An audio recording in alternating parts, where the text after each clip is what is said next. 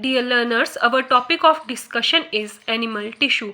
As we know, cells जो हैं वो tissue system बनाते हैं and जो cells tissue system बनाते हैं which have similar origins and perform the similar function. So, a tissue is a group of similar cells performing similar function and having similar origin.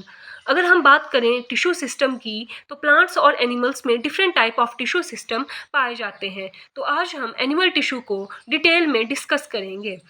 Histology अगर हम बोलें तो histology is the study of tissue and the term tissue is given by Bichat and term histology is given by Mayer. Founder of histology is Marcello Malpighi. ये questions direct exams में आ जाते हैं। Animal tissue की अगर बात करें तो ये 4 टाइप्स के हैं। इसमें से first one is epithelial tissue, second connective tissue, third muscular and the fourth one is nervous tissue. These tissues are derived from the different germ layers of body. As we know, there are 3 germ layers in the body. Outer one is ectoderm, inner to it is mesoderm and the innermost is endoderm. तो ये तीनों germ layers जो हैं उनसे different types के tissues derive किए जाते हैं। एपिथेलियल टिश्यू को देखें तो this tissue is derived from all the germ layers. ये एक्टोडर्म, मेसोडर्म और एंडोडर्म तीनों जर्म लेयर से डिराइव होता है। Connective tissue derived from the mesoderm only.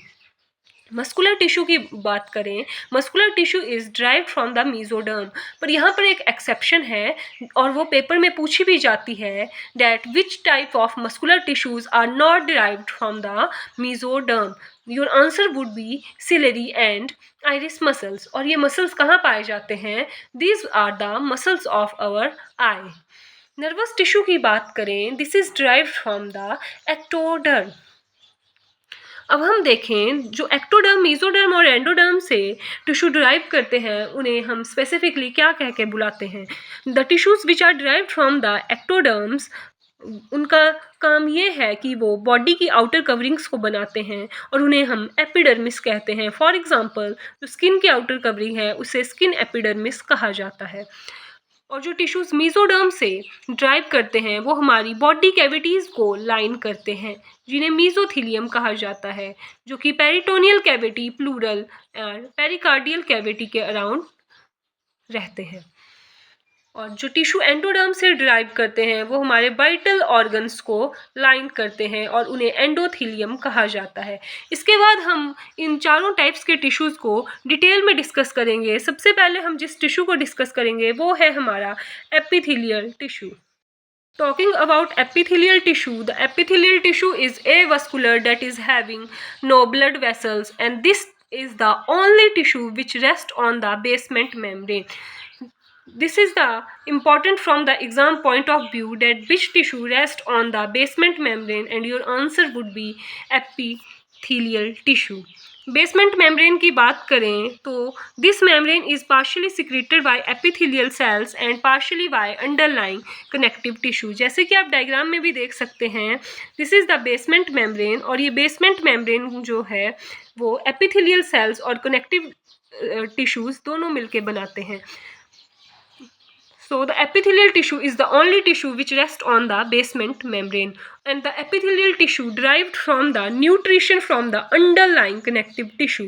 क्योंकि इसमें खुद कोई blood vessels present नहीं है तो ये अपनी nutrition जो है वो इसके नीचे जो connective tissue पड़ा है उससे derive करते हैं।